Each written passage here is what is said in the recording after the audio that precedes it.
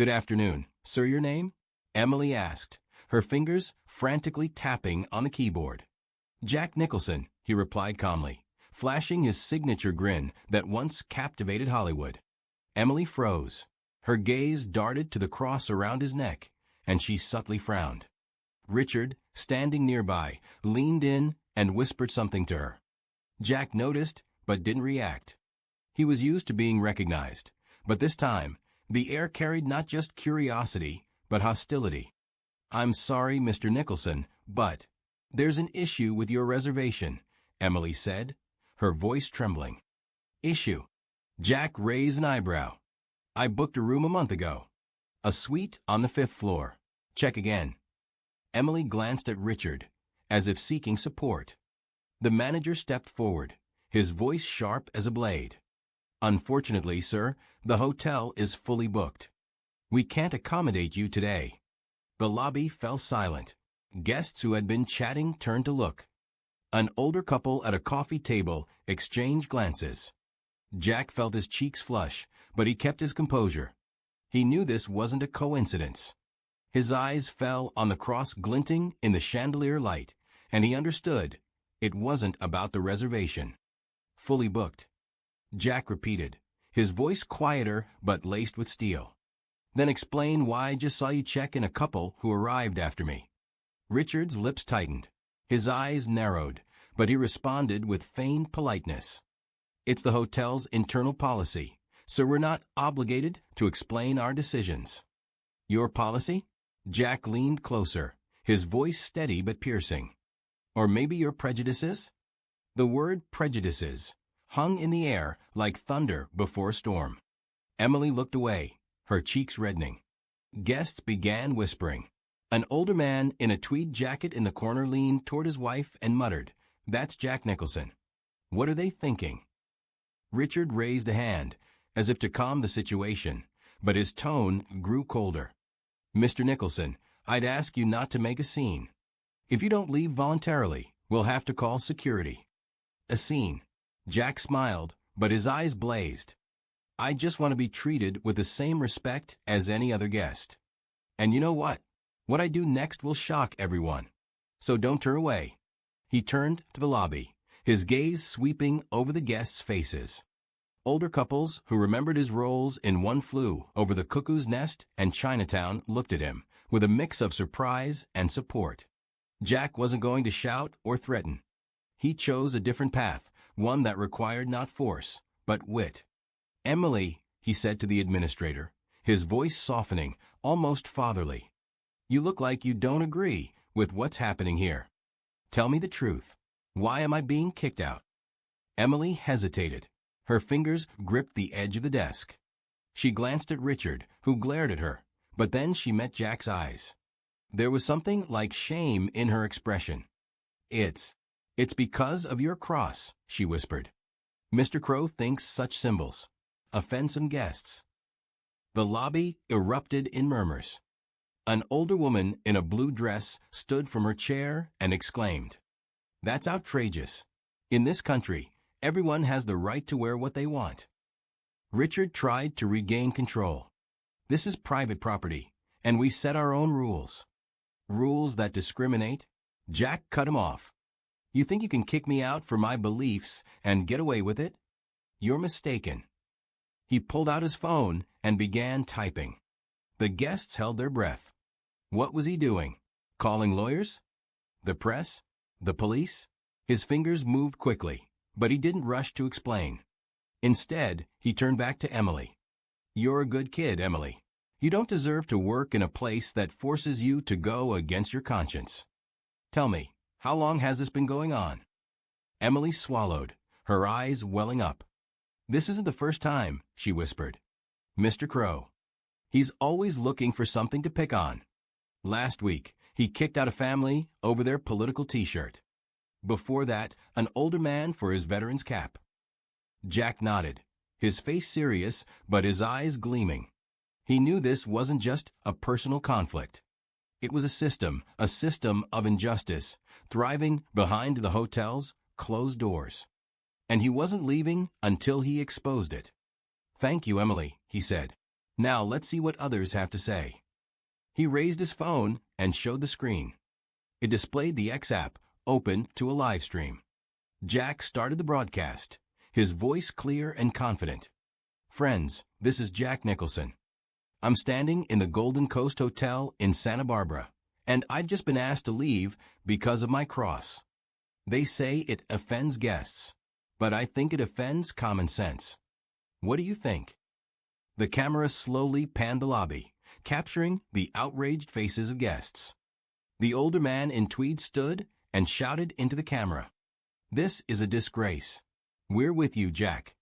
Comments on the live stream poured in like lightning. This is discrimination. Boycott this hotel. Jack, hold strong.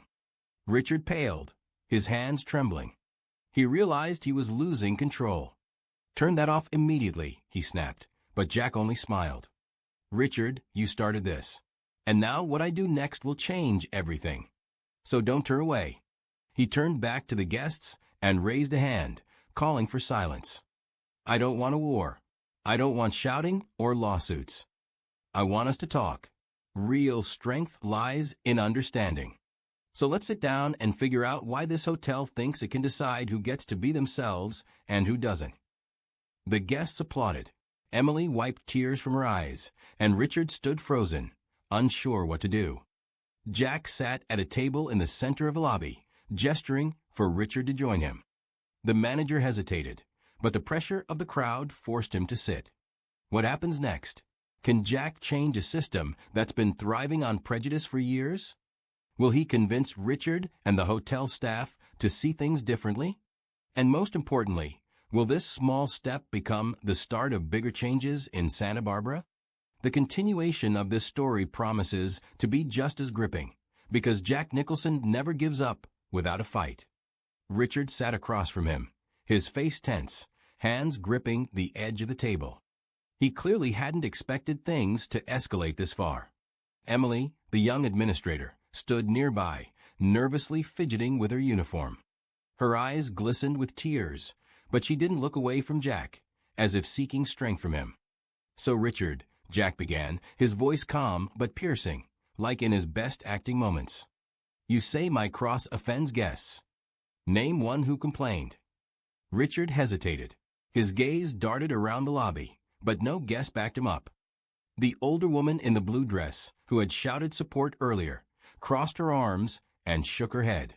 Richard cleared his throat. It's not a specific complaint, he mumbled.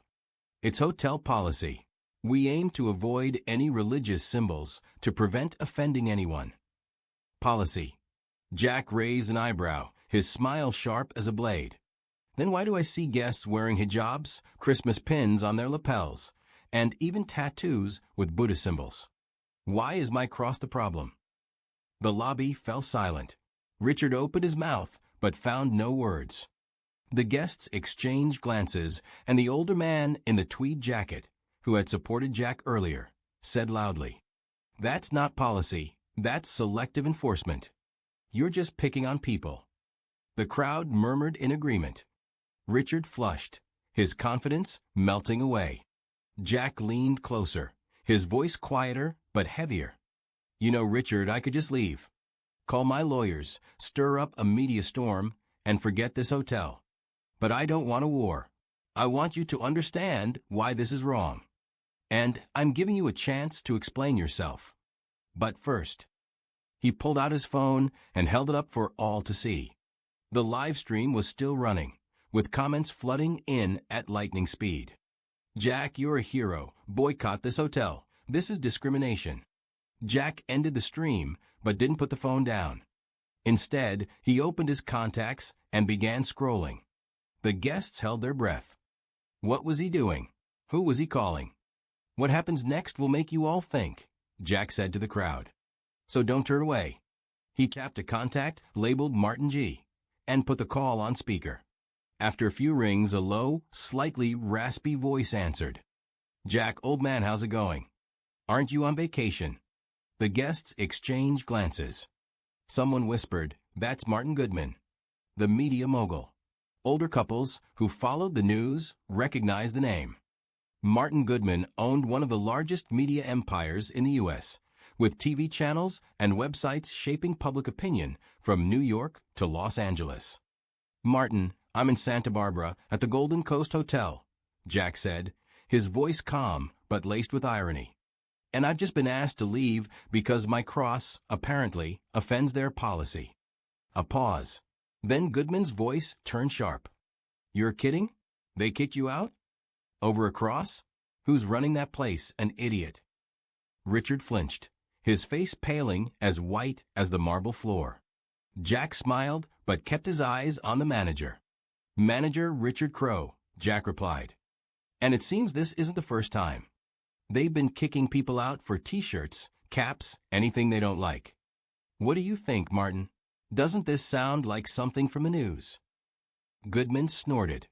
"This smells like a multi-million-dollar lawsuit, Jack. And you know what? My news team is already sniffing out discrimination stories. Give me an hour, and I'll get in touch with their CEO. What's the name of their chain?"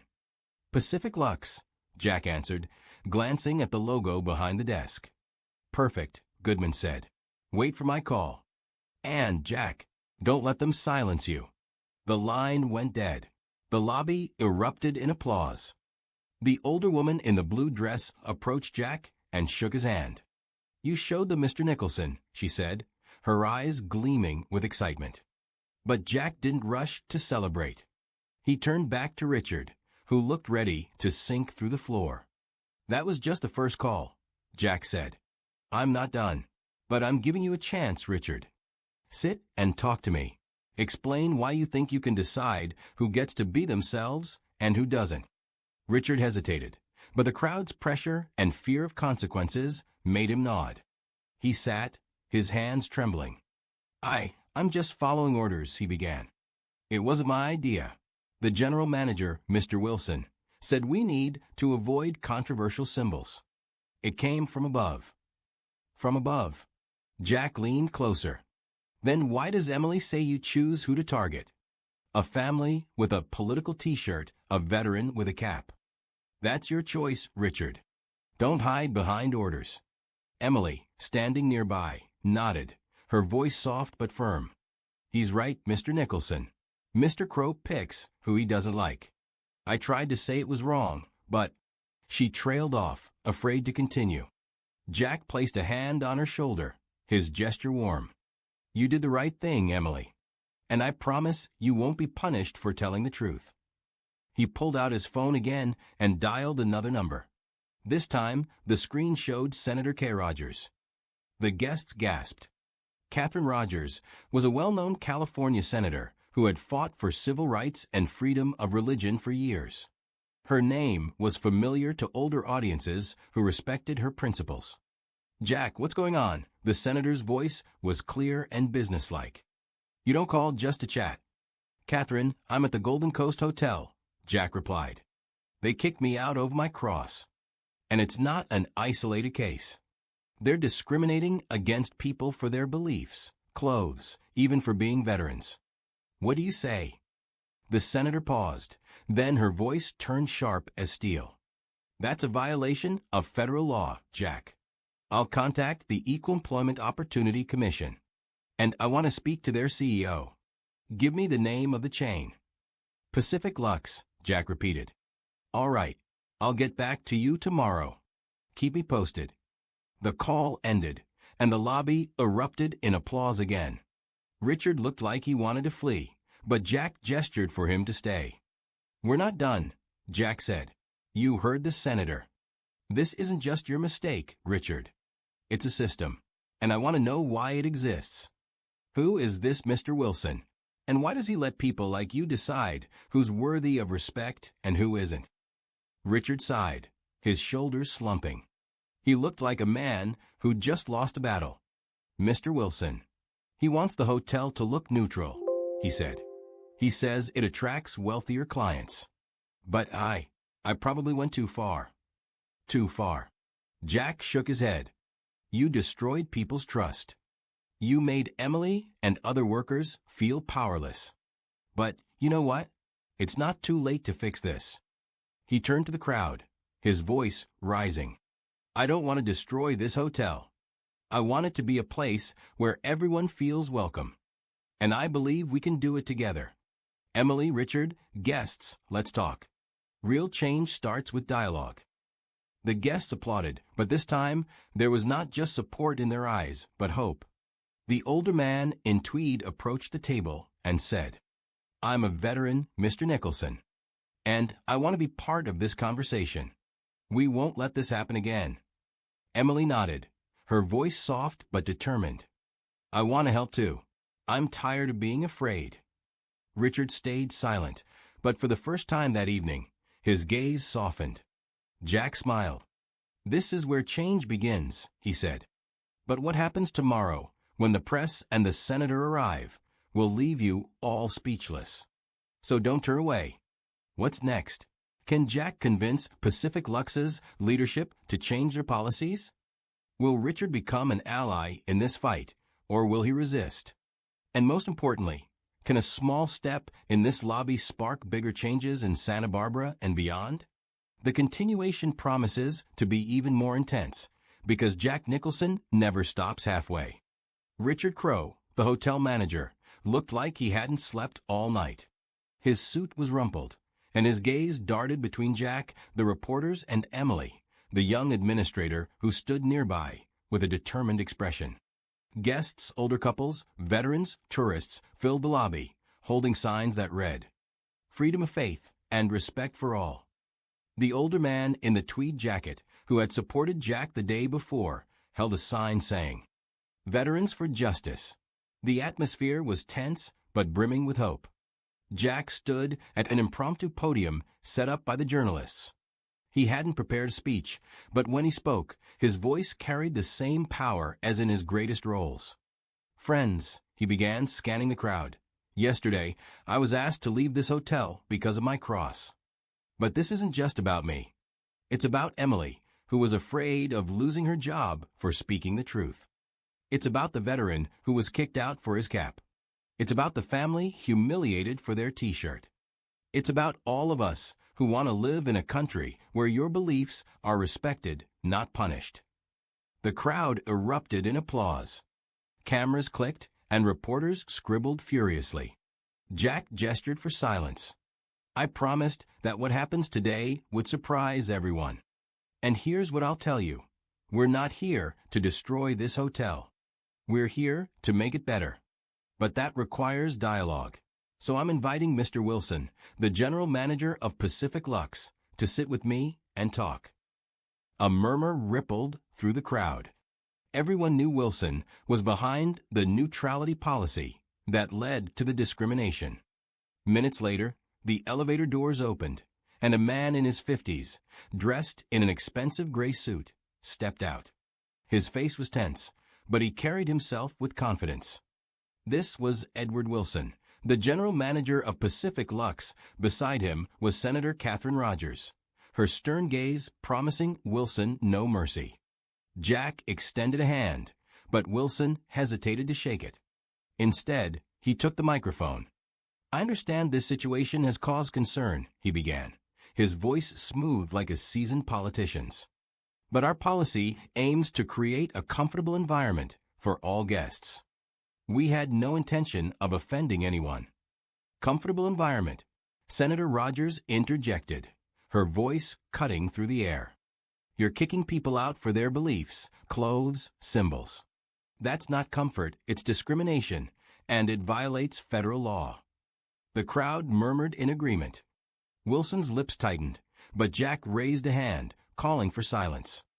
"Mr. Wilson," Jack said, his voice calm but piercing, "I spoke with Martin Goodman, the media mogul, and Senator Rogers. I could make your life hell in the news and courts. But I don't want that. I want you to sit with me, Emily, Richard, and all these people," he gestured to the crowd, "and talk. Real strength lies in understanding, not punishment." Wilson hesitated. His gaze swept over the cameras, reporters, and outraged guests. He knew retreating meant admitting defeat, but resisting meant losing everything. Finally, he nodded. "All right," he said. "I'm ready to talk." The crowd erupted in applause. Jack smiled, but his eyes remained serious. He knew this was just the beginning. The discussion lasted hours. In the hotel's conference room, Jack, Wilson, Richard, Emily, Senator Rogers, several guests, and EEOC representatives gathered. The air smelled of paper and ink from documents on the table, while waves roared outside.